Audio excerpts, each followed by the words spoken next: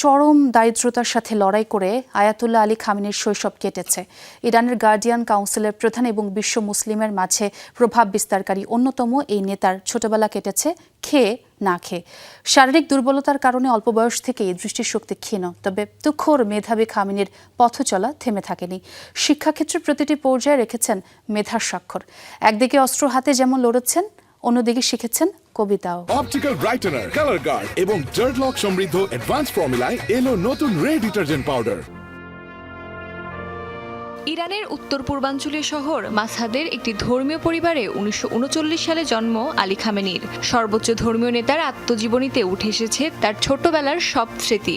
খামেনির বাবা ছিলেন একজন শিয়া স্কলার, তবে শৈশবে মায়ের কাছেই কোরআন হাদিস সহ ইসলাম ধর্মের গুরুত্বপূর্ণ বিষয়ে প্রাথমিক জ্ঞান লাভ খামেনির। অভাবের সংসারে তাকে এবং তার পরিবারের অন্য সদস্যদের প্রায়ই ক্ষুধার্ত অবস্থায় ঘুমাতে যেতে হতো। এছাড়া মলিন এবং পুরনো পোশাকের জন্য শৈশবে মাদ্রাসার সহপাঠীরা কটাক্ষ করত খামেনিকে। ধীরে ধীরে তার মেধার বিকাশ ঘটতে থাকে। এক পর্যায়ে হয়ে ওঠেন বিদ্যালয়ের সেরা শিক্ষার্থী। তবে বাবার বিরোধিতার মুখে উচ্চ বিদ্যালয়ে ভর্তি হতে পারেননি তিনি। তখন ধর্মীয় শিক্ষার জন্য শিয়া মুসলিমদের পবিত্র নগরী কোমে পাঠানো হয় খামেনিকে। কৈশোরে সাহিত্যের প্রতি তার বিশেষ আগ্রহ জন্মেছিল, বিশেষত উপন্যাস ও কবিতার দিকে ঝোঁক ছিল বেশি। যোগ দিতে শুরু করেন কবিদের বিভিন্ন সভা ও কবিতার আসরে।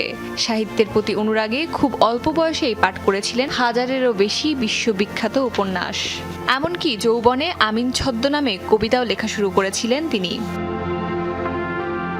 ছাত্র থাকাকালে 1955 সালে কোমে একটি সভায় যোগ দেন খামেনি। সেখানেই তার দেখা হয় আয়াতুল্লাহ রুহুল্লাহ খোমেনির সঙ্গে। এক পর্যায়ে ইরানের তৎকালীন শাসক শাহ মোহাম্মদ রেজা পাহলভির বিরুদ্ধাচরণ শুরু করেন আলী খামেনি। 1962 সালে যোগ দেন আয়াতুল্লাহ খোমেনির ধর্মীয় আন্দোলনে, হয়ে ওঠেন তার একনিষ্ঠ অনুসারী। এ সময় পাহলভির বিরুদ্ধে সরাসরি বিক্ষোভে জড়িয়ে পড়েছিলেন আলী খামেনি, ফলে বেশ কয়েকবার গ্রেফতারও হয়েছিলেন। এরপরের কাহিনী তার রাজনৈতিক উত্থানের। 1989 সালে খোমেনির মৃত্যুর পর ইরানের ধর্মীয় পরিষদ তাকে সর্বোচ্চ নেতার আসনে অধিষ্ঠিত করে। এক পর্যায়ে সংবিধান সংস্কারের মাধ্যমে শিয়া ধর্মগুরুদের সর্বোচ্চ পদমর্যাদা আয়াতুল্লাহ উপাধিতে ভূষিত করা হয় খোমেনিকে।